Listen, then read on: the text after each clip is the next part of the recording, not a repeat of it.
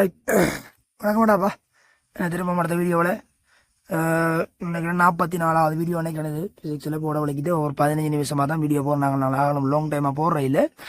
அப்போ அந்த வகையில் இது ஒரு வீடியோவாக அடுத்த வீடியோ ரைட் ரியலைஸ் பண்ணிக்கொள்ளுங்க, விளக்கங்களை பார்ப்போம். ரைட். இதில் இது 18ஆகலையே பாருங்கள். படத்தில் காட்டப்பட்டுள்ளவாறு சங்கிலியினால் இணைக்கப்பட்ட 4 சர்வசமான இழுவை பெட்டிகள் 2.35 10 நிமிடம் விசையினால் இழுக்கப்படுகிறது. சங்கிலிகள் சர்வசமனானவையும் ஒரு சங்கிலியின் திணிவு பெட்டியின் திணிவின் 10 ஆகும்.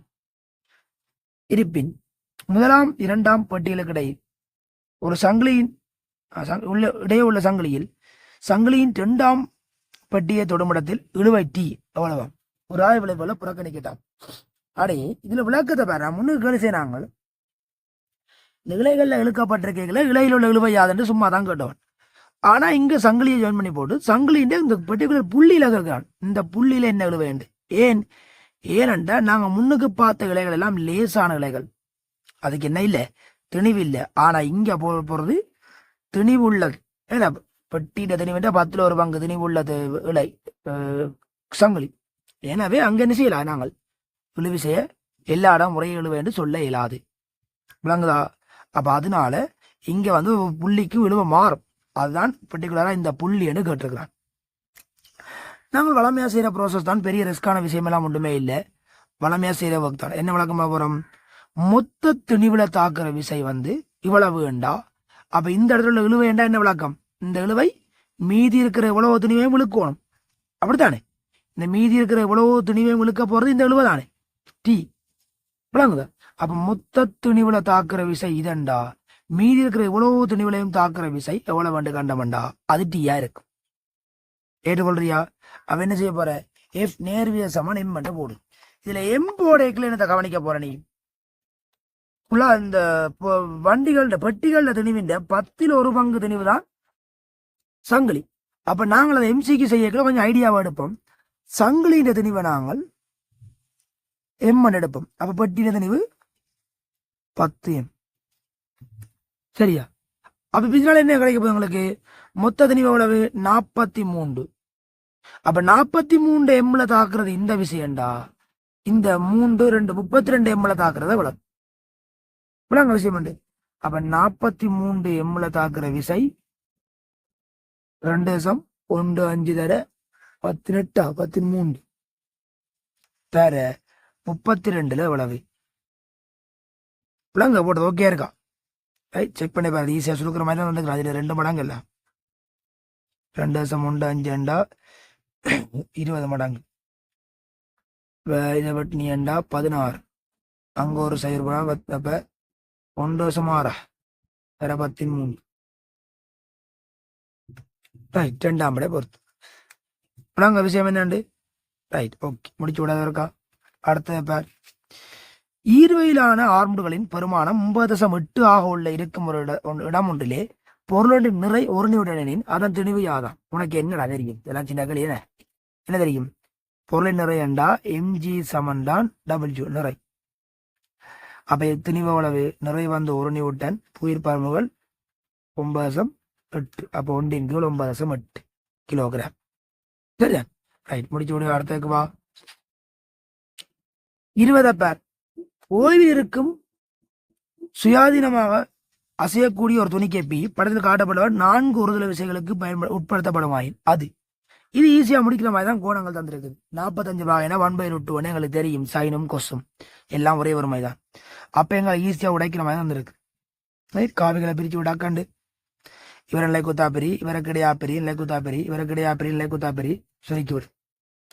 இல்லைன்னா இன்னும் ஒரு ஈஸியான வழி இருக்கிறேன். என்னது, இவ 2 பேருக்கும் பிள்ளைகள் எடுத்து விட்டுறேன்.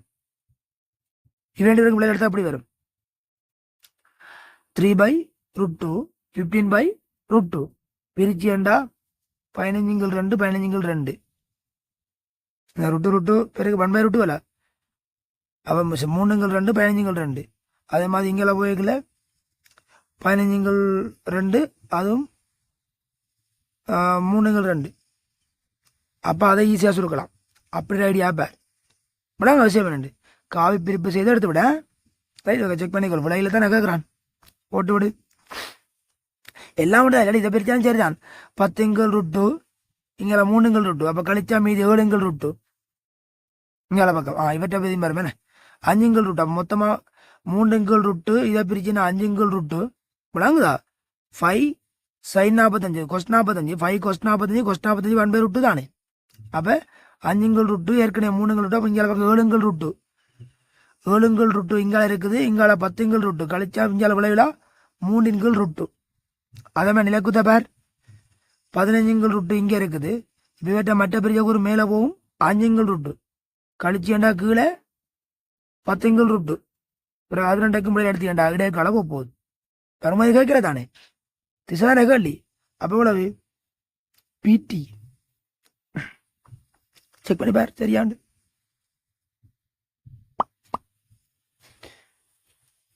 பிடிஓ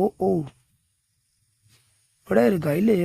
வெயிட் கிடைப்பிரிச்ச ஒரு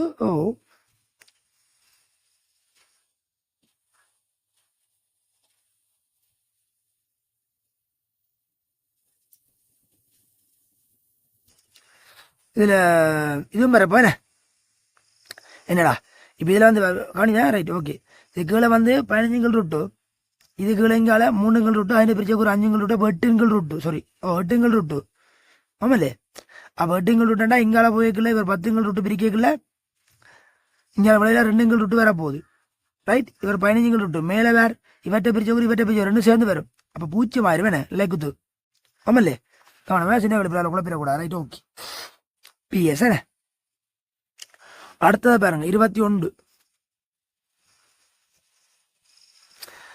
5 எம்தினுடைய இரும்பு பாதை கார் ஒன்று ஒப்பமான கிடைப்பாதை ஒன்றிலே இருக்கிறது.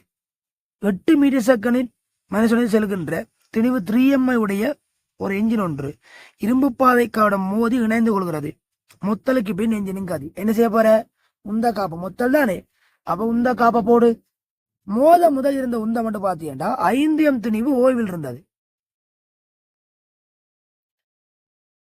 3M திணிவு தான் 8ஓட போகுது ஆமல்ல. அப்ப ஆரம்ப உந்தம் 24 M. இப்ப அடிச்சு ஒண்டா சேர்ந்துட்டா திணிவு இப்ப 8M ஆயிட்டு ஆமல்ல. அப்ப 8M × B குழந்தை பிரிச்சு விடு. எவ்வளவு வரப்போகுது? 3 திருப்பி வரப்போகுது. செக் பண்ணி பாரு. 3 மீட்டர்/செகண்ட். சரியான பாருங்க. விளக்கங்கள் தேவைன்னா கேளுங்க. கமெண்ட் பண்ணுங்க. விளக்கங்கள் தேவைன்னா கேளுங்க. டவுட்ல கிளியர் பண்ணுங்க ரைட். அடுத்தது பார். சீரான கோல் ஏபியின் முனை ஏ கரடான நிலைக்குத்து சோரொன்றை தொட்டவாறு உள்ளது. சுவருக்கும் கோலுக்கும் இடையேயான உராய்வு குணகம் √3. படத்தில் காட்டப்பட்டுள்ளவாறு தொகுதி முழுமையாக ஒரு நிலைக்குத்து தளத்தில் அமையும் வண்ணம் கோல் நடுப்புள்ளி Q சுவரில் உள்ள நிலைத்த புள்ளி P-உடன் PQ முளை ஒன்றால் தொடுக்கப்பட்டுள்ளது. சுவருக்கும் கோலுக்கும் இடையே உள்ள கோணம் தீட்டா எனின் சமநிலை நிலைநிறுத்தக்கூடிய தீட்டாவின் இழிவு பெறுமதி. இது சமநிலை வச்சிருக்க தீட்டான இழிவு பெறுமதி. அவன் என்ன நடக்கும்? இது சுயாதீன முனையடா. இங்க ஒரு பக்கம் பிணைப்பில்ல ஒன்றும் இல்ல. சும்மா வச்சு கிடக்கு. சும்மா வச்சு போட்டு நடுப்புள்ளியில் இழுத்து கட்டி கிடக்கு. அங்க நிறைய கீழதாக்கும். நீ நிமித்த என்ன செய்யும்? இவரை நிமித்த இங்க சறுக்கி விட பார்க்கும். அப்ப சறுக்காம பிடிச்சுக்கிறது யாரு? ஊராய்வு. இந்த இடத்துல சறுக்காம பிடிச்சுக்கிறது ஊராய்வு. அப்ப நீ இதை நிமித்த ஒரு இடத்துல எல்லை நிபந்தனை தாண்டி சறுக்க வலிக்கட்டு. ஆக தீட்டாண்ட மினிமம் பெறுமதி என்று கேட்டா எல்லை நிபந்தனையில ஆள் நிக்குது ரைட். முதல்ல இவரில் தாக்குற விஷயங்களை குறிப்போமா?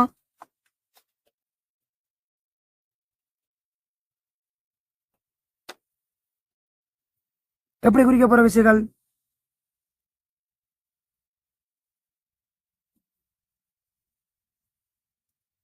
ஒன்று வந்து இவர் கீழே சறுக்க பார்ப்ப உருவாவி மேல தாக்கும். அவ்வளவு எல்லை நிபந்தனை μ/r. செவ்வன் மர தாக்கம் இப்படி தாக்கும் R. நிறை தாக்கும் கீழே நடுப்புள்ளி தானே mg. இழுவை தாக்கும் மேலே T. இதோட வேறு விசைகள் இருக்கான்னு கேட்டா இல்ல. கோல்ல தாக்குற விசைகள் இந்த 4 தான். அதுலயும் என்ன சுவாரஸ்யம்? எங்களுக்கு இது 2 படி தரவே இல்லை. எவ்வளவு பெருமைன்னு தெரியாது, தரவுகள் தெரியாது. அப்ப டக்கடு நான் முடிவெடுக்கணும். என்னடா தீட்டாவை கேட்டிருக்கல, டக்குன்னு முடிவெடுக்கணும். என்னது? இந்த விசைகள் பற்றி எங்கள்ட்ட தரவில்லை. அப்ப அது கணிப்புல வரக்கூடாது. இந்த அச்சு பற்றி திருப்பத்தை போட்டு விடும். விசை திருப்ப கோட்பாடு பாவிக்கலாம் தானே. தானே ரைட். இப்ப சம்பவத்துக்கு வா. இந்த அச்சுப்படி விசைத்திருப்ப கோட்பாடு போட்டா இது ரெண்டும் தரவுல வராது. இந்த செவ்வன் மருதாக்கத்தால உண்டாக்கப்படுறது இடஞ்சுழி திருப்பம். அச்சில விரவலை வச்சுக்கொண்டு விசை தாக்கரச்சில சுழட்டு. எவ்வளவு வரப்போகுது? ஆர் இன்டு சுழற்சி அச்சிலிருந்து விசையின் தாக்க கோட்டுக்கான செங்குத்து தூரம் வேணும். ஓமா இல்லையா? சுழற்சி அச்சிலிருந்து விசையின் தாக்க கோட்டுக்கான செங்குத்து தூரம் வேணும். அப்ப இந்த தூரத்தை எப்படி காண்றது? இது டீட்டாண்டா, இது டீட்டா. இந்த நீளத்தின் நிலைக்குத்தி பிரிச்ச கூட போட்ட சரியான 17 சும்மா எல் எடுக்கிறன். அப்ப எல் கொஸ்டீட்டா சரியானு பாருங்க. ஏற்றுக்கொள்றீங்களா? அதே மாதிரி இந்த அச்சு பற்றி இவரால உண்டாக்குற திருப்பத்தை பாருங்க, வலஞ்சுழி திருப்பம். இது உராய்வால உண்டாக்குற. அது எவ்வளவு வரப்போகுது? மியூ ஆர் இன்டு இந்த தாக்க கோட்டுக்கான செங்குத்து தூரம் இது. சுழற்சி அச்சிலிருந்து விசையின் தாக்க கோட்டுக்கான செங்குத்து. இந்த அச்சு பற்றி பார்க்க திருப்பம், இந்த அச்சு பற்றி பார்க்கிறோம். இது ரெண்டும் கணிப்புல வரக்கூடாதுக்காக. ரைட். அப்ப எவ்வளவு செங்குத்துரம் இதண்டா? இது எல் எடுத்துனாங்களா? அப்ப எல் சைன் டீட்டா. சரியா விளக்கம்?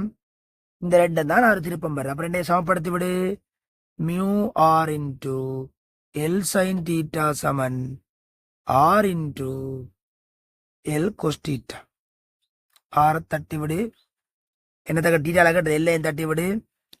அப்ப சைனின் கீழ் கோஸ் டீட்டா சமன் tan டீட்டா இல்ல, tan டீட்டா சமன் மியூ 1/μ இல்ல, ஒன்றின் கீழ் மியூ.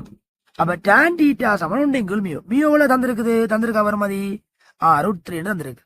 ஆக tan டீட்டா சமன் ஒன்றின் கீழ் √3. எங்களுக்கு 1/√3 என்ன தெரியுமா? அப்ப டீட்டா 1/√3 என்றா எதிர்பக்கத்தின் கீழ் அயற்பக்கம் 1/√3. அப்படி ஏண்டா 30 பாகையா இருக்கு. செக் பண்ணிக்கொள்ளுங்க.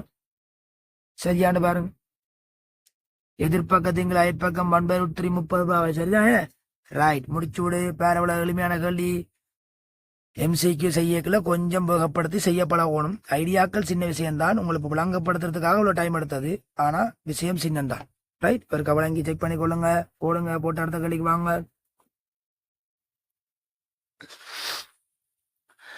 வி கதிருடன் அசையும் திணிவு எம்மையுடைய வாயு மூலக்கூறு ஒன்று 60 பாகை படுகோணத்தில் மேற்பரப்பு மேலடித்து அதே கோணத்தில் திரைப்படைகிறது. உந்த மாற்றம். ரைட். இது முன்னுக்கு இதமா இருக்காது செய்த நாங்கள் பாருங்க. என்னவாம்? வி கோணத்துல இயங்குற ஒரு வாயு மூலக்கூறு 60 பாகை படுகோணத்துல பட்டு. படுகோணம்டா மேற்பரப்போட அமைக்கிற கோணம் படுகோணம், செவ்வனோட அமைக்கிற கோணம் தான் படுகோணம். பட்டு அதே கோணத்துல பின்னதிச்சு போகுது. வீகதியோட எந்தடிவு. அப்ப அதே 60. உந்த மாற்றம் ஜாது. பெருமல்ல ரெண்டும் சமன். அப்ப நான் இந்த இதுல காவி பிரிப்பை செய்வோம். கோணம் தெரிந்தானே, அப்ப காவி பிரிப்பை செய்வோம். எப்படி பிரிக்க போறோம் காவி? இவரை இங்க பிரிச்சா உள்ளுக்கு MV cos 60, கிடையா பிரிச்சா இந்த பக்கம் MV sin 60. சரியா? ரைட். இவரை பிரிச்சா கிடையா பிரிச்சா அதே தான் MV sin 60 இந்த பக்கம். இலக்குதா பிரிச்சா மேல் நோக்கி கீழ் நோக்கி MV cos 60. மாற்றம் எல்லாம் கேட்டது. மாற்றம் என்றா இறுதி செய்ய ஆரம்பம் தானே கழிக்கணும். இறுதி செய்ய ஆரம்பம் கழிச்சேன்டா ஒரே பெருமன் ஒரே திசை, அப்ப கேன்சல் ஆயிரும் 0.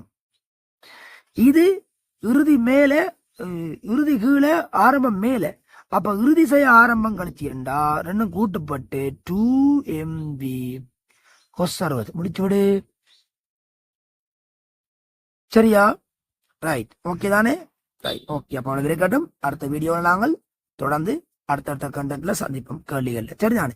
தொடர்ந்து ஒர்க் பண்ணுங்க, சப்போர்ட் பண்ணுங்க, மற்றவங்களுக்கு ஷேர் பண்ணுங்க. நன்றி, வணக்கம்.